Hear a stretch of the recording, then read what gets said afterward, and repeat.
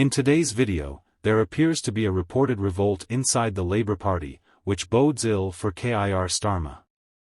We will talk about this and go over all of the most recent news from throughout the nation, but before, please press the like button, subscribe to the channel, and become a part of our rapidly expanding community. Just a quick note to let you know that we do have t-shirts available on our website. Be sure to click the link in the description or visit British.com. We have stuck farmers and are working to restore Britain to its former glory. Dear, if you don't trust me, take it from me. It's cooked. Robert Peston, a Labour-leaning political journalist, recently revealed on ITV that there is now a full-fledged plot against Al Starmer by the upper echelons of the Labour Party. This is their own leader, and the reason is that even they know he is a walking disaster and a surefire ticket to electoral humiliation.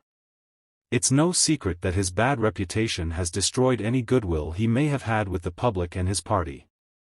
Let's not mince words, the man is one of the most hated political figures in the United Kingdom. As a prime example, consider his treatment of the WPI women, who have endured severe financial hardship as a result of pension inequality.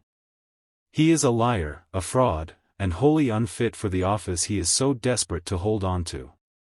Starmer's ascent to power was based on false promises and deceit, and now the cracks are showing. Where are we now? Starmer's government has abandoned them, claiming that the taxpayers cannot afford to honor the commitments he made, but somehow there is always enough money for his absurd vanity projects and babbling on about his woke agenda. He even had Labour MPs smile for photo ops, promising to fight for their compensation.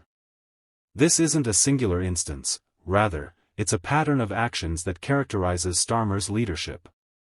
He deceives, manipulates, and takes advantage of people for his own benefit, throws them under the bus when it's no longer convenient, and it's understandable why even his own party has had enough for this degree of dissension to surface so soon after Labour's alleged landslide. Victory says it all, everyone understands that his situation is untenable. Remember that Starmer's leadership is a problem for the entire nation, not just for Labour. He lacks vision, principles, and leadership skills, and his robotic, focus group-driven approach to politics has alienated voters from all walks of life. He is so preoccupied with making quick headlines and catering to niche causes that he has lost sight of what matters most to the people, and it is truly absurd to think that Labour could replace Starmer in any way. The damage has already been done. If a general election were to be held tomorrow, Labour would not only lose but would also finish third behind the Conservatives.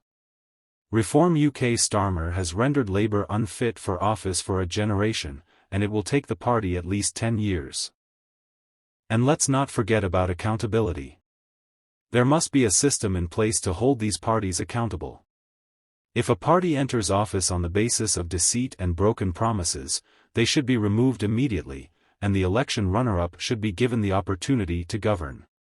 It is radical that a party can lie its way into power, fail to fulfill its commitments, and still expect to continue operating as usual.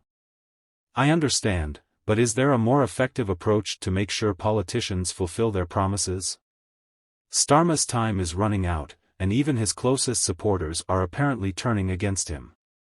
The Labour Party is collapsing from within, and he will eventually be forced out, but let's not fool ourselves, whoever takes his place will inherit the same sinking ship. In other news, a new grocery tax aimed at reaching net zero targets is expected to cost British households up to £1.4 billion annually. Labour's brand has been damaged, and the British public has seen through their hollow promises, so now we are in a situation where the man who lied, schemed, and bullied his way to the top is facing the consequences of his own actions. Honestly, it couldn't have happened to a more deserving person. What are your thoughts on this? Let me know in the comments.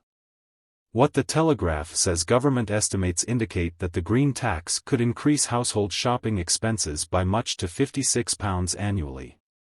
As part of the UK's waste reduction and net zero agenda, a program that taxes manufacturers and merchants according to the amount of packaging materials they use has been secretly enacted into law. Critics say the policy will make food more expensive for families and introduce more red tape for businesses. Businesses will be charged for the collection and disposal of packaging trash under the Extended Producer Responsibility (EPR) program, which goes into effect on January 1, 2025. Michael G.V. created the scheme during his time as Environment Secretary, but it was previously put on hold because to resistance from conservative MPs and shops. The first levies will be applied in the autumn of 2025. Transferring the cost burden from local governments to manufacturers and retailers. Despite the shift in funding responsibility from council tax to businesses, there are no signs that councils will lower resident taxes. The government estimates that, under the low scenario, the scheme will raise household bills by £28 annually. In the central scenario, costs will increase by £48 annually, but in the worst case, it might rise by up to £56. The British Retail Consortium thinks Labour's cost estimate of £1.4 billion is too low, indicating that the true cost to shops would be closer to £2 billion. In a central scenario, the government anticipates 85% of expenses to be passed on to consumers, and in a high scenario, that percentage rises to 100%. The quickly introduced but little-noticed grocery tax legislation was criticised by Lord McKinley, chair of the Net Zero Monitoring Committee, for adding billions of pounds to consumers' expenses without need. Government departments frequently understate implementation costs when estimating them. According to Tory peer, this ought to be called out for what it is, another net zero tax that raises consumer expenses and increases the administrative burden on UK firms. Another growth-destroying policy implemented by an administration that lacks competence. The government has released a base fee schedule that details the various costs for various packaging materials in 2025 to 2026. Paper or board packaging will cost the least at £215 per tonne, while plastic packaging will cost the most at £485 per tonne, followed by fibre-based composite at £455 per tonne. Other materials like bamboo or hemp will cost £280 per tonne. According to the government's impact estimate, the program will raise inflation by 0.07%. Lord Frost denounced the idea, claiming that the Rishi Sunak government had developed it and had since correctly determined that it would be too costly to implement. The government of Keir Starmer is oblivious to the fact that they are fixated on green politics and are content to place these additional restrictions on companies, which will increase inflation and raise the cost of food for every family. He claimed to care about growth, but his actions betray this. Jim Blee of the Food and Drink Federation agreed that the new rules may create a world-class recycling system, but he warned the government about the use of the funds from this tax rate. He highlighted that we know that we must make sure that the substantial investment in our recycling system benefits the UK and has the least negative effect on consumer costs by working with British retail consortiums. According to Andrew Opie, the programme might significantly reduce needless packaging. However, he said that in order to justify higher costs for consumers and businesses, the $2 billion annual expenditure must result in a significant improvement in recycling. A representative for Ad Defra justified the policy, saying that by raising recycling rates, this government would put an end to our disposable society and prevent the deluge of trash that is clogging our streets. We continue to work closely with businesses, including the glass industry, on these reforms, and we set out illustrative fees that are lower for almost all categories than originally proposed.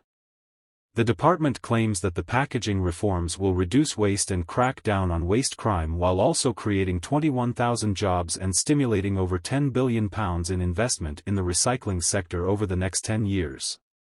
The spokesperson also said, "If you haven't already, please make sure to like this video and let me know what you think about what we covered in today's video in the comments section below.